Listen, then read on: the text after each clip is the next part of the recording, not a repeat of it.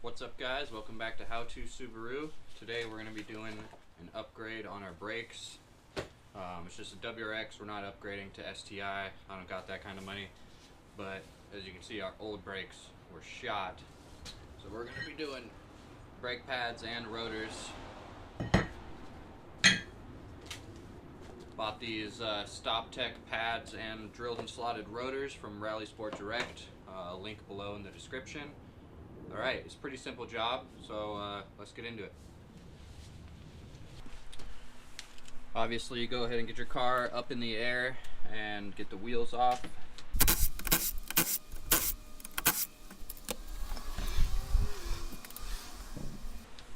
Okay, once you have the wheel off, it helps to turn the rotor, turn the steering wheel to give more access to the brake caliper, like that.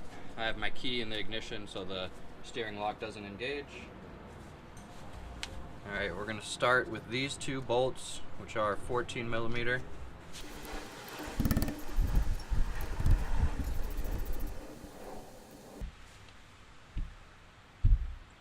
Now if you have a bungee cord, it'll be helpful for when you take off the caliper to string it up so you're not putting tension on the brake line.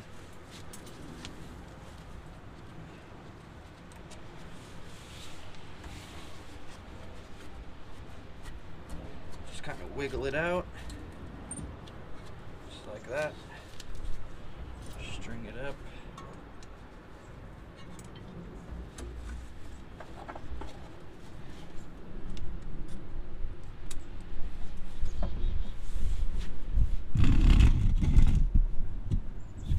Up like that.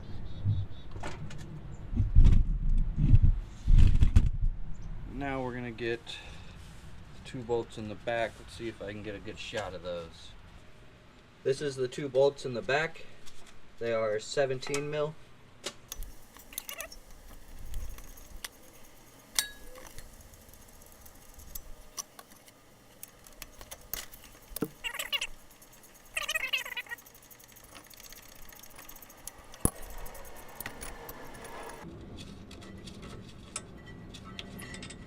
Just slides out like that.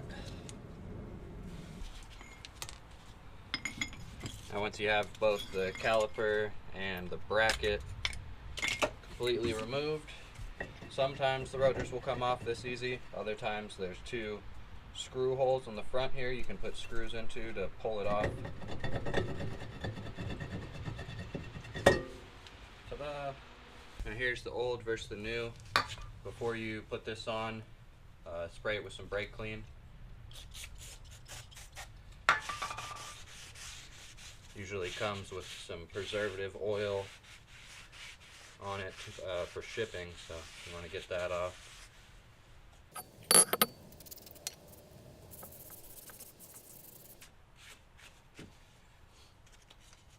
And these ones come labeled left and right.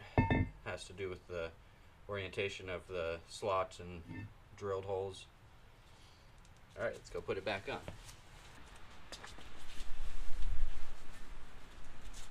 Let's go ahead and slap that on like so.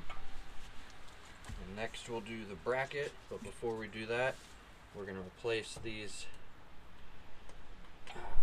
little metal pieces that go in here.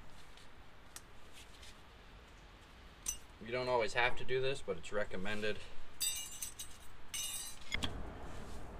Alright, we got the new metal pieces on there. I don't know what to call them, shims maybe. Now we can put this back on with the two bigger bolts that go in the rear.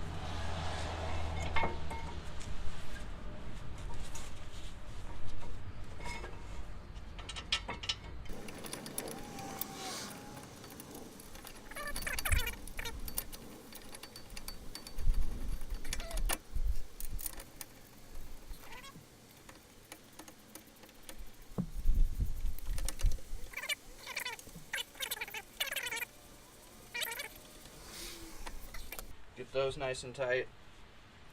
Here's the rear brake pad. Doesn't really matter, they're the same shape. It's optional to add this metal tang, which will start to scrape the rotor when it's really low.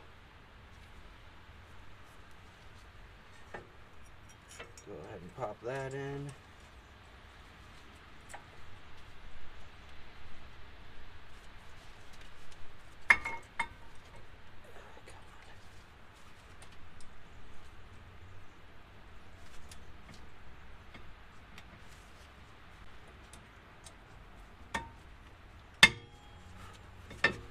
Like so.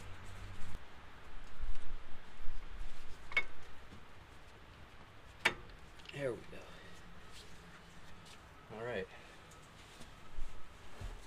So now we're almost ready to put the caliper back on, but we're going to have to compress the pistons, which they sell fancy tools for doing that. I don't have those fancy tools, so I just use a C-clamp, and I'll show you how that's done.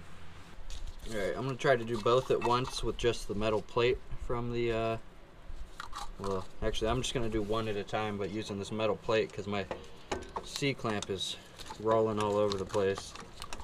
It's kind of a piece.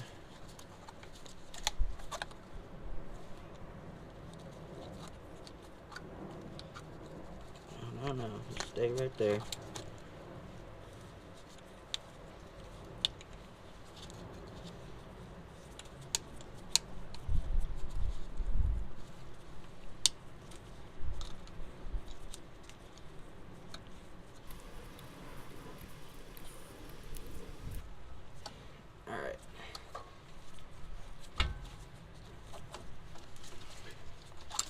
As you can see, that one's all the way pushed in. Now we just have to do that with the other.